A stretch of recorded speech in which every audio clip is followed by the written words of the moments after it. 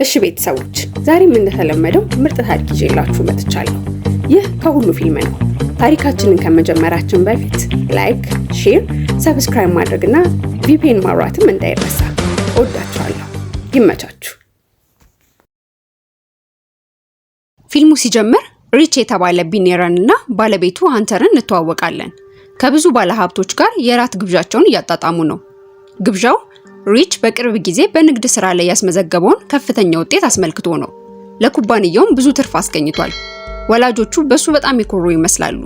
ግብዣው ካለቀ በኋላ ሪች እና ሃንተር በሰሜናዊው ኒውዮርክ ውስጥ ወደሚገኘው አዲሱ ቤታቸው ይሄዳሉ።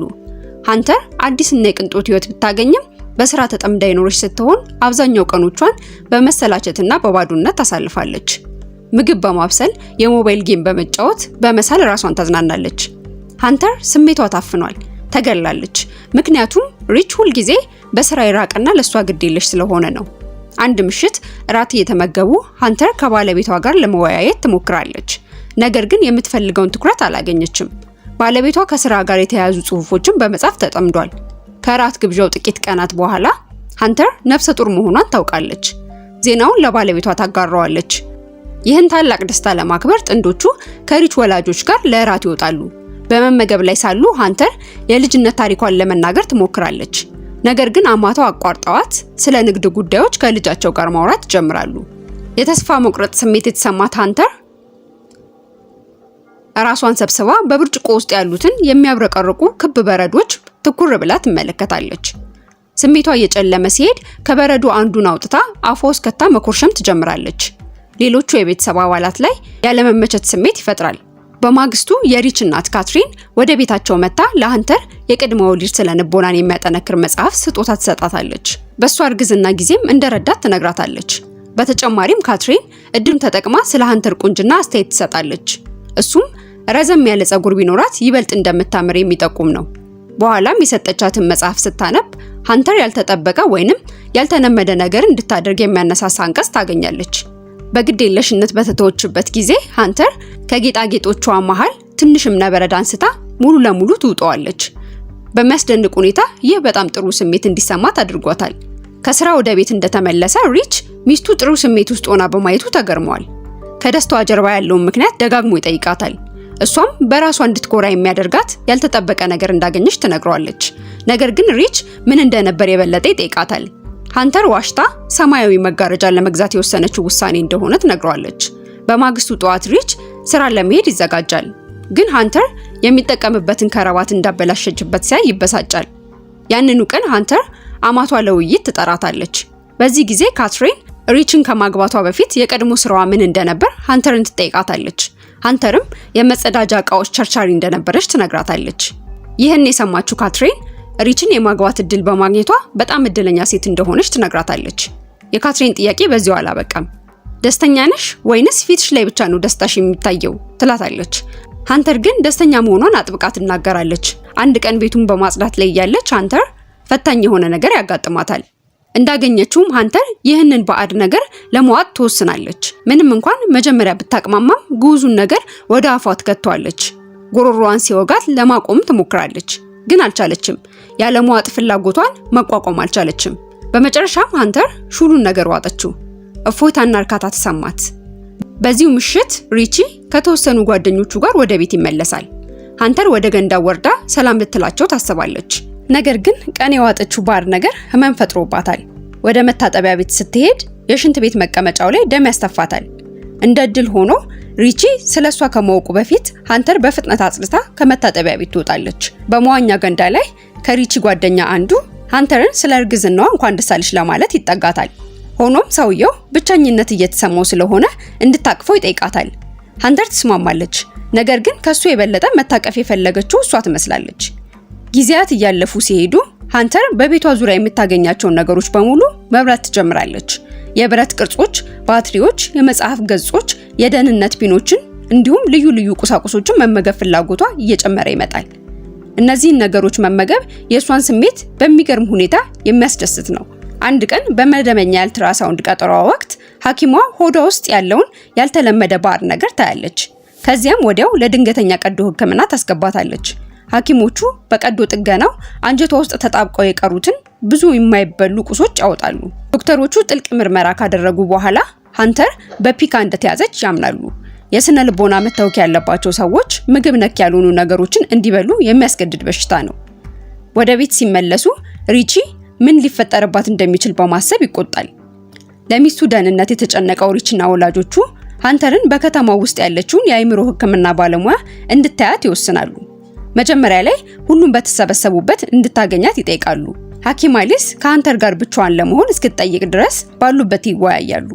በግል ንግግራቸው ወቅት አሊስ እነዚህን ነገሮች መዋጥ ምን አይነት ስሜት እንደሚፈጥርባት ትጠይቃታለች።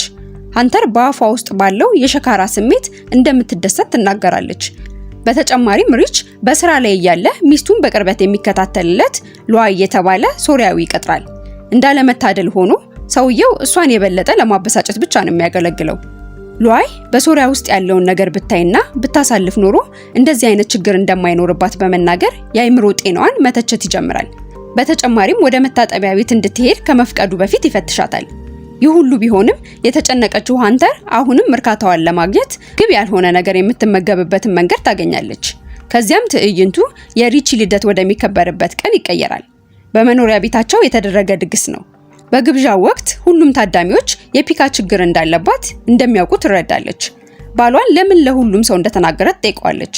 እሱ ግን የሱ ልዩ ቀን ስለሆነ እንድትረብሸውና ቀኑን እንዳታበላሽበት በግልጽ ይነግራታል። ይህ ሃንተርን ያበሳጫታል እናም እንድትጎዳ ያደርጋታል። በሚቀጥለው የቴራፒ ክፍለ ጊዜዋ ሃንተር ጥልቅ የሆነ የግልና አሰቃቂ ተሞክሮቿን ታካፍላታለች። በወላጅ አባቷ እንዳላደገችና እንዳላገኘችው ትገልጻለች። ምስሉን አውጥታ ታሳያታለች። ሃንተር እናቷ በማታውቀው ሰው ተገዳ እንደጸነሰች ትነግራታለች።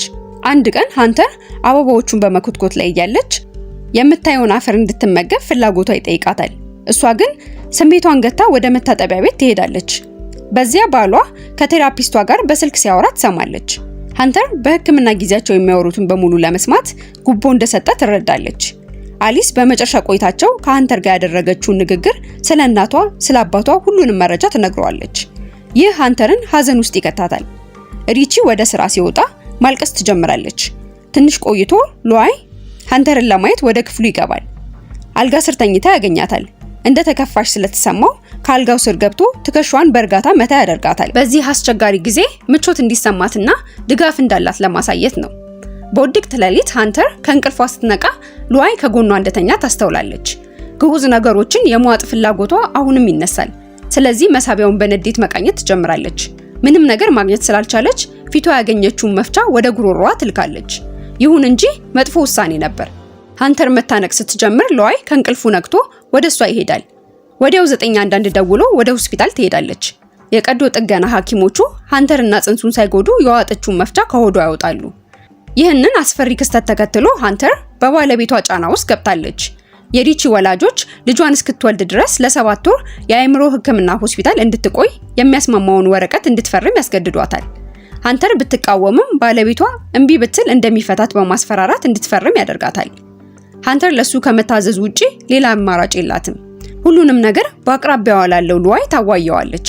በቀጣዩ ቀን ሃንተር ንብረቷን ሰብስባ ወደ አእምሮ ሆስፒታሉ ለመሄድ ተዘጋጅታለች። በመጨረሻም ግን ቻርጀር እንደረሳች ገልጻ ወደ ክፍሏ ትመለሳለች።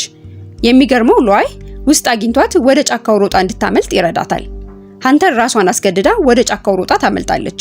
ሉዋይ መጥፋቷን ለቤተሰቡ ያሳውቃል። ሃንተር ሆቴል ማግኘት ትችላለች። በዚያ ከመግባቷ በፊት የተወሰነ አፈር ዝቃ በኪሷ ትይዛለች።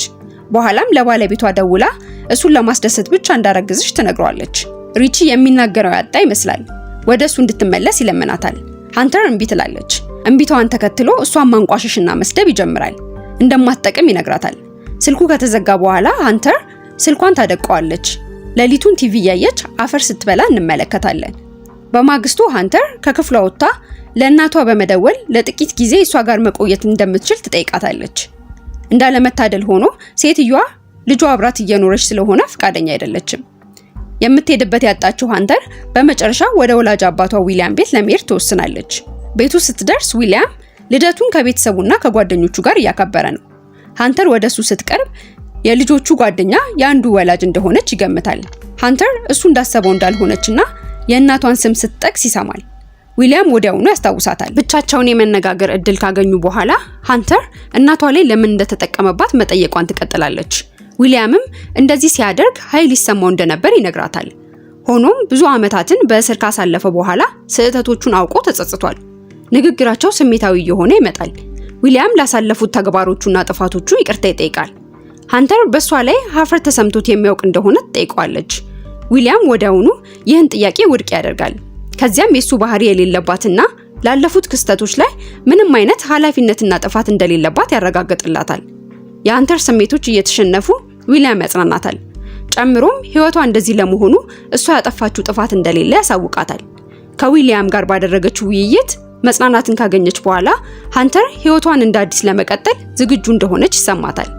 ጽንሱን ለማስወረድ ከባድ ውሳኔ ትወስናለች። እናም ለሂደቱ መድኃኒት የምታገኝበትን ክሊኒክ ትጎበኛለች።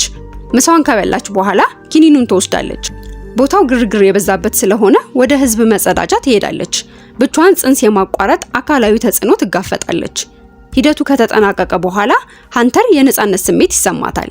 ይህ ውሳኔ ቀላል እንዳልሆነ ትገነዘባለች። ነገር ግን በዚህ ጊዜ ለሷ ህይወት ትክክለኛ ውሳኔ ነበር።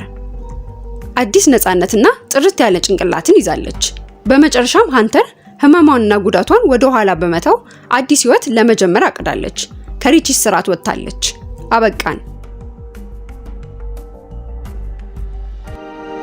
ከሁሉ የፊልም ቻናልን ሰብስክራይብ በማድረግ በዓለም ዙሪያ የሚሰሩ ፊልሞችን ታሪክ በአጭሩ ይመልከቱ።